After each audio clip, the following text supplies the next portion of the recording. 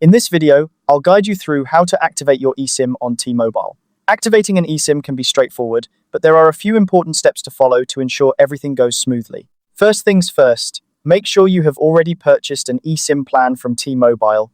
This is crucial because without the plan, you won't be able to proceed with the activation. Once you've made your purchase, T-Mobile will send you a QR code. You can find this code either in your email or directly in your T-Mobile app. Keep that handy as you'll need it in just a moment. Now, grab your phone and dive into the settings.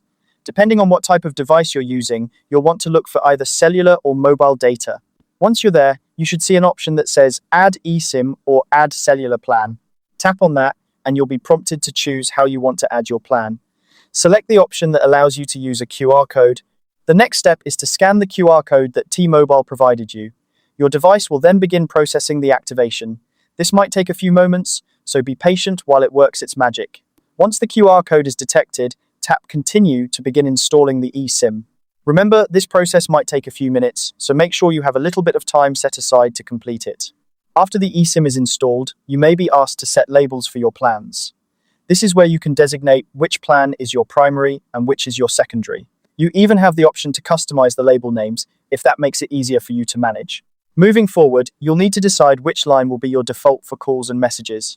Once you've made that choice, go ahead and continue to the next screen. When you reach the cellular data settings, select the correct line and double-check that all settings are correctly assigned to your eSIM.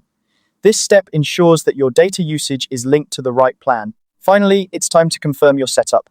Once everything looks good, tap Done, and your T-Mobile eSIM will be activated and ready to use. And there you have it.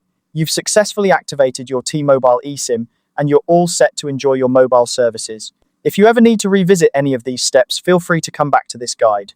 Thanks for watching, and happy connecting.